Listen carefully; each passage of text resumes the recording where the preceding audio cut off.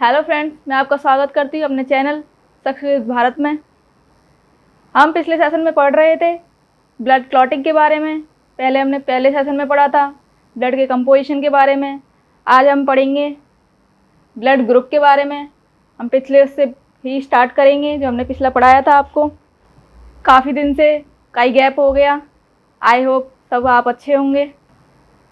ये फ्रेंड्स, आज हम पढ़ते हैं ब्लड ग्रुप के बारे में। तो ब्लड ग्रुप की जो खोज करी थी उनका नाम था Karl land Steiner.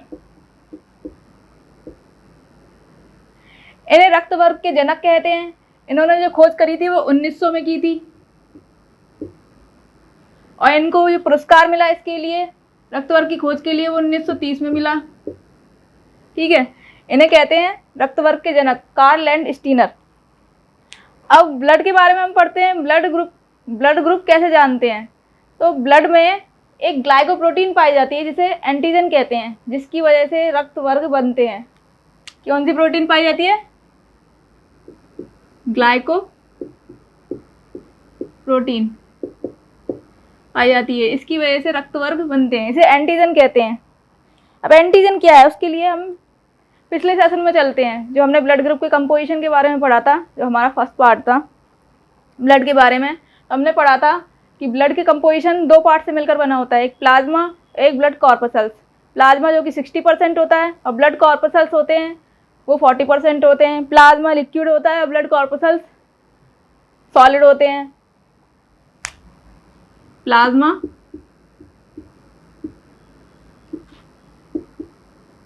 Blood corpuscles, ठीक है। Plasma 60%, blood corpuscles 40%।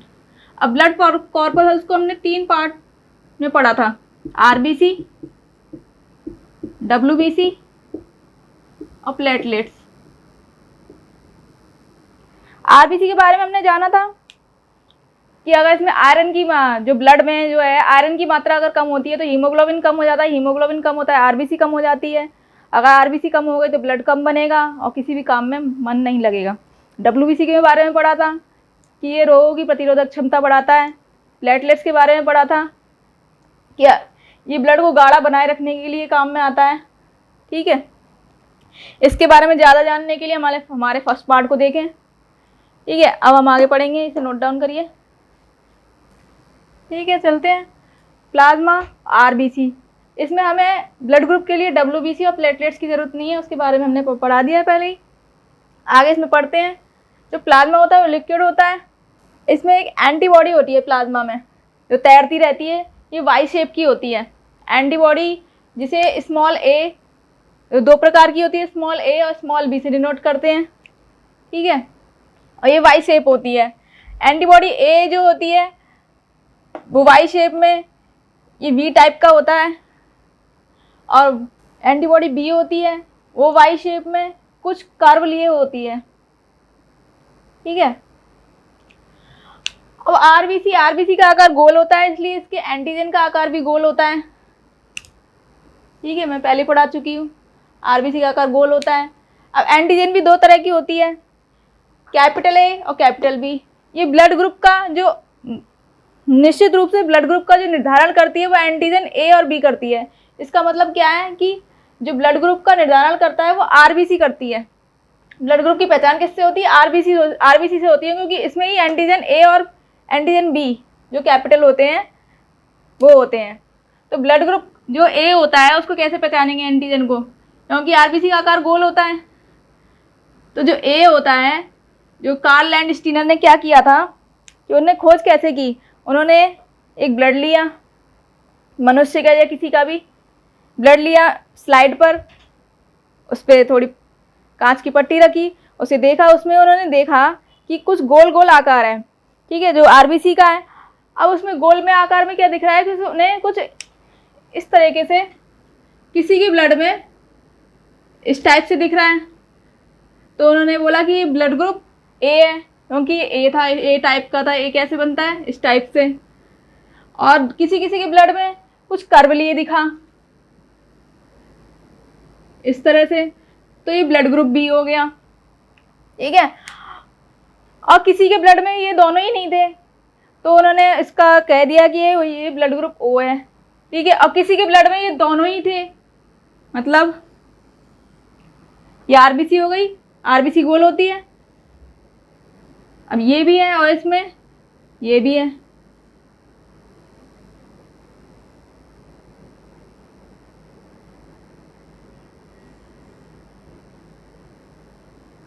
तो ब्लड ग्रुप ए बी हो गया। ठीक है, इस तरीके से निर्धारण हुआ, इसको नोट डाउन करिए। ठीक है, तो मैंने आपको पढ़ाया था ब्लड ग्रुप जो ए होता है, जो आरबीसी होती है, उसका साइज गोल होता है, उसका आकार जो है होता है वो गोल होता है।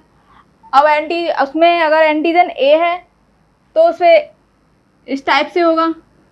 ठीक है, उसकी एंटीबॉडी क्या होगी, जब भी एंटीजन ए होगा तो उसकी अपोजिट एंटीबॉडी होती है। जैसे कि अगर एंटीजन ए है, कैपिटल ए है, तो उसमें एंटीबॉडी वो कि अपोजिट के लिए ही एंटीबॉडी बना रहा होगा। जैसे कि एंटीजन उसमें कैपिटल ए है तो एंटीबॉडी उसमें स्मॉल बी होगी। अगर एंटीजन उसमें कैपिटल बी है तो उसमें एंटीबॉडी स्मॉल ए होगी। उसमें एंटीजन अगर कैपिटल ए बी है, कैपिटल ए बी, इसे ब्लड ग्रुप ए बी कहते हैं। ठीक है, ब्लड ग्रुप ए बी है तो उसमें एंटीबॉडी होगी नहीं। अगर उसमें ब्लड ग्रुप, जैसे कि ये बोला है कि ब्लड ग्रुप ओ है, तो वो कैसे जानेंगे, उसमें कोई भी ब्लड ग्रुप आरबीसी का शेप होगा, उसमें ना तो ये होगा और ना ही ये होगा, तो इसका मतलब जीरो का हम ओ मान लेते हैं। कार्ल लैंडस्टीन ने यही कहा कि अगर उसमें कुछ भी नहीं है तो उस ब्लड ग्रुप को ओ मान लिया तो उसके लिए उसमें एंटीबॉडी ए बी होगी। ठीक है, अभी मैं इस चार्ट के थ्रू बताती हूँ। ये ब्लड ग्रुप ए है, इसमें एंटीबॉडी जो होगी वो कर्व लिए होगी, जो बी का शेप होता है, बी का ये उल्टा शेप होता है, बी का ये लिए होती है। अब ये क्यों होती है, अब प्लाज्मा तो लिक्विड होता है और जो ब्लड कॉर्पसल्स होती हैं वो सॉलिड पार्ट होती हैं। तो जो सॉलिड पार्ट होता है उसमें एंटीबॉडीज होती है, सॉरी प्लाज्मा में जो एंटीबॉडीज होती है वो फ्लो कर रही होती हैं। ठीक है, और जो ये ठोस पार्ट होता है वो आरबीसी में होता है। अब ये वी जो आकार है, अगर हम ऐसे कहें कि ये एंटीबॉडीज है और ये आरबीसी है, आरबीसी में एंटीजन है, तो इस तरीके से ये सेट होगा। अगर ये भी ए टाइप की हो और हमारी एंटीजन भी ए हो तो इस तरीके से ये सेट हो जाएगा। अगर ये हो गया तो उस व्यक्ति की मृत्यु हो जाएगी। इसीलिए भगवान ने पहले से ही इस तरीके से हमारी ब्लड ग्रुप सेट किया है कि उसमें अगर एंटीजन कैपिटल ए है तो उसमें एंटीबॉडी स्मॉल बी होगी, ताकि वो उसमें आराम से फ्लो करे। इसमें ये जो इसका खांच बनी हुई है, ये इसमें एंटीबॉडी में इसमें जाके फंसे नहीं। ठीक है, ऐसे ही ये ब्लड ग्रुप बी है, इसका शेप इस टाइप का है और इसकी एंटीबॉडी अपोजिट है, यानी कि ए है। तो ये जो है इसका जो शेप है, ये वाला जो शेप है वो ए में खांच में फंसेगा नहीं, तो ये अपने जो है ना प्लाज्मा में वो आराम से फ्लो करेगा। ठीक, अब ब्लड ग्रुप ए बी है, इसमें जो ये एंटीजन ए बी दोनों हैं, तो इसमें कोई एंटीबॉडी है ही नहीं है, क्योंकि अगर इसमें एंटीबॉडी और एंटीजन आ जाती है तो ये दोनों ही खांच उसमें फंस जाएंगी और व्यक्ति की मृत्यु हो जाएगी। इसी तरीके से ब्लड ग्रुप जो ओ है, ओ में एंटीजन है ही नहीं है, इसीलिए ब्लड ग्रुप ओ कहा गया है। उसमें एंटीबॉडीज है, दोनों ही हैं। इसीलिए कहते हैं कि जो ब्लड ग्रुप ओ होता है उसमें जो रोगों से लड़ने की क्षमता होती है वो ज़्यादा होती है, क्योंकि उसमें ब्लड एंटीबॉडीज दोनों ही प्रकार की हो गई। आ जाए कोई भी रोग आ जाए, तू भी आ जाए, मैं सबसे लड़ लूँगा, इस टाइप का ये ब्लड ग्रुप होता है। तो उसमें एंटीबॉडी ए बी और एंटीबॉडी बी है। और जो ये ब्लड ग्रुप ए बी होता है वो सबसे कमज़ोर होता है। ये बच्चा जो भी इंसान है वो सबसे कमज़ोर होता है, ना तो इसमें एंटीबॉडी ए है ना ही एंटीबॉडी बी है, तो ये रोगों से लड़ने की इसमें बहुत कम क्षमता होती है, बहुत जल्दी बीमार होता है। ठीक है, तो आपको समझ में आया होगा ये एंटीजन। इसे एंटीजन को जो साइंस की भाषा में इसे बोलते हैं, साइंटिफिकली एग्लूटिनोजन बोलते हैं, और एंटीबॉडी को एग्लूटिनिन बोलते हैं। ठीक है, नोट डाउन करिए। हमने क्या जाना कि हमने ब्लड ग्रुप के बारे में जाना कि ब्लड ग्रुप ए कौन सा है, बी कौन सा है, ए बी कौन सा है, ओ कौन सा है। अगर उसमें ब्लड ग्रुप आरबीसी ऐसे बनाते हैं, अगर उसमें ये है तो ब्लड ग्रुप ए है, अगर उसमें ये डिज़ाइन है तो ब्लड ग्रुप बी है, अगर दोनों डिज़ाइन है ब्लड ग्रुप ए बी है, और अगर कुछ भी नहीं है उसमें तो ब्लड ग्रुप ओ है। जब उसमें कोई भी एंटीजन नहीं होता ब्लड ग्रुप ए बी कहलाता है। एंटीबॉडी के बारे में जाना, जिसमें एंटीजन ए है उसमें एंटीबॉडी बी होगी, स्मॉल बी होगी।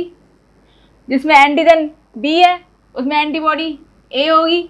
जिसमें एंटीजन ए बी दोनों हैं कैपिटल, उसमें कोई एंटीबॉडी नहीं होगी। और जिसमें एंटीजन और एंटीजन है ही नहीं है उसमें एंटीबॉडी दोनों होंगी।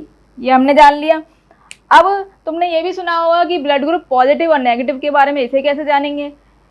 एक वैज्ञानिक थे, उनका नाम था वीनर। तो वीनर ने क्या किया था कि जो बंदर होते हैं, एक रीसस बंदर, ठीक है, रीसस बंदर कौन से होते हैं, ये लाल मुंह वाले बंदर देखे होंगे तुमने। तो उनको बहुत सारे बंदरों को इकट्ठा कर लिया। अब सबके सैंपल लिए, क्या किया उन्होंने, सबके सैंपल लिए तो ब्लड ग्रुप में चेक किया। पहले तो हमने मनुष्य के ब्लड का जांच करी तो ब्लड ग्रुप की जांच करी थी। अब उन्हें बंदरों पे जांच करी तो बंदरों पे, जब ब्लड ग्रुप पे उन्होंने जांच करी तो इसकी आरबीसी भी गोल थी, ठीक है।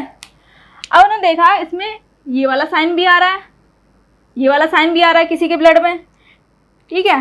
अब ब्लड ग्रुप के बारे में तो जाना। अब किसी किसी के बंदर में उन्होंने ये देखा कि ब्लड ग्रुप में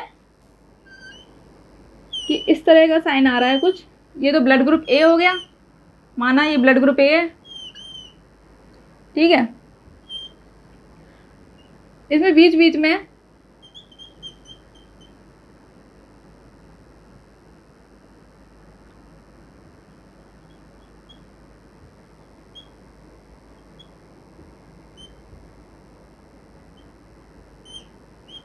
इस टाइप का साइन आ रहा है, ठीक है।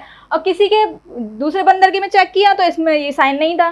तो उन्होंने ये देखा कि जिसमें ये है वो तो पॉजिटिव है, ब्लड ग्रुप ए पॉजिटिव कहलाएगा या बी पॉजिटिव या ए बी पॉजिटिव, कुछ भी कहलाता है जैसा उसका ब्लड ग्रुप है, ठीक है। और जिसमें ये नहीं है, खाली है, वो ब्लड ग्रुप नेगेटिव कहलाया, ठीक है।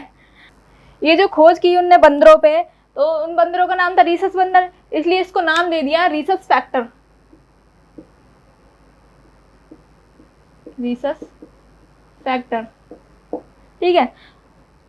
तो ये पॉजिटिव और नेगेटिव कैसे इसलिए बोला गया, RH पॉजिटिव या RH नेगेटिव, जिनमें है ये साइन वो तो RH पॉजिटिव हो गए, और जिनमें ये साइन नहीं है वो RH नेगेटिव हो गए, ठीक है। समझ आया, इसे नोट डाउन करिए, ठीक है।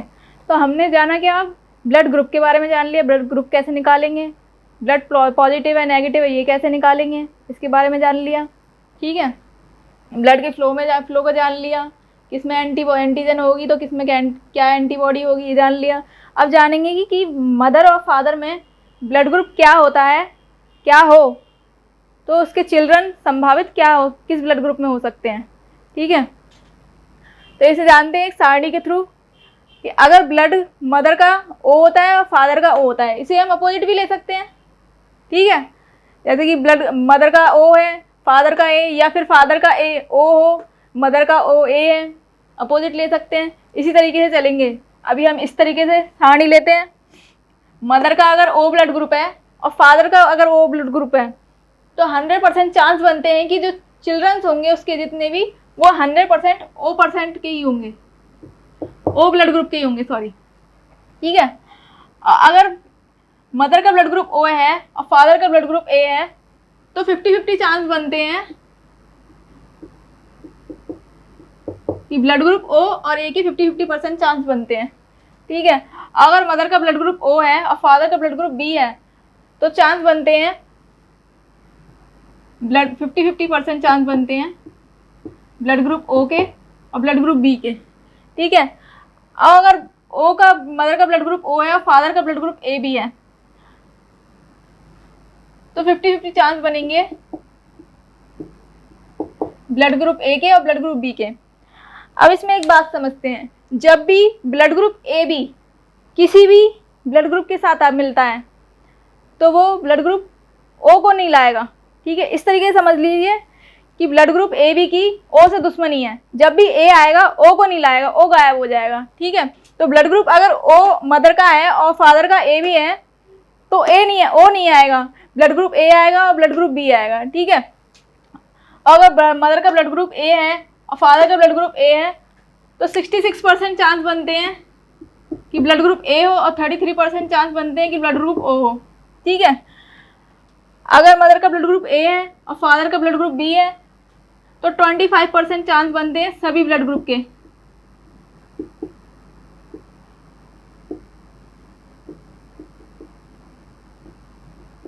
ठीक है, ब्लड ग्रुप ए के 25%, ब्लड ग्रुप बी के 25%, ब्लड ग्रुप ए बी के 25%, ब्लड ग्रुप ओ के 25% चांस बनेंगे। अगर मदर का ब्लड ग्रुप ए है और फादर का ब्लड ग्रुप ए बी है तो 33% चांस बनेंगे ब्लड ग्रुप ए के, 33 बनेंगे ब्लड ग्रुप बी के और 33 बनेंगे ब्लड ग्रुप ए बी के। ठीक है, अगर मदर का ब्लड ग्रुप ए बी है और फादर का ब्लड ग्रुप बी है तो ब्लड ग्रुप ए के 66% चांस बनते हैं, ब्लड ग्रुप बी के 33% चांस बनते हैं। ठीक है, अगर मदर का ब्लड ग्रुप बी है, फादर का ब्लड ग्रुप ए बी है, ठीक, तो 33% चांस बनते हैं ब्लड ग्रुप ए के, ब्लड ग्रुप बी के और ब्लड ग्रुप ए बी के। ठीक है, अगर मदर का ब्लड ग्रुप ए बी है और फादर का blood group B A B है, ठीक है, तो मैंने क्या कहा था, जब भी ए बी आएगा तो ओ को नहीं लेके आएगा। ठीक है, मदर का ब्लड ग्रुप ए बी है, फादर का ब्लड ग्रुप भी ए बी है, तो 33% चांस बनते हैं तीनों के, ब्लड ग्रुप ए के, ब्लड ग्रुप बी के, ब्लड ग्रुप ए बी के। ठीक है, इस तरीके से हम ब्लड ग्रुप को जानते हैं कि क्या क्या संभावना हो सकती है मदर फादर के जो ब्लड ग्रुप हो उसके हिसाब से। इसको नोट डाउन करिए। ठीक है, हमने ब्लड के बारे में जान लिया कि हम ब्लड ग्रुप कैसे देखेंगे, उसमें पॉजिटिव नेगेटिव कैसे देखेंगे ये जान लिया, किस ब्लड ग्रुप में क्या एंटीबॉडी है ये भी जान लिया, कि अगर ब्लड ग्रुप ए है तो उसकी एंटीबॉडी अपोजिट होती है, बी होती है, ये जान लिया। ठीक है, अब हम आगे के पार्ट में आपसे पढ़ेंगे ब्लड ट्रांसफ्यूज़न के बारे में, जिसमें हम जानेंगे कि ब्लड किसी को कैसे चढ़ाया जाता है, किसको किस टाइप का ब्लड चढ़ेगा, उसके बारे में जानेंगे। तो आपको हमारा चैनल पसंद आ रहा हो तो उसे लाइक करें, सब्सक्राइब करें, कमेंट करें, और जो हमारे चैनल पे नए व्यूअर्स हैं वो सब्सक्राइब करें, शेयर करें और लाइक करें। थैंक यू, नमस्कार।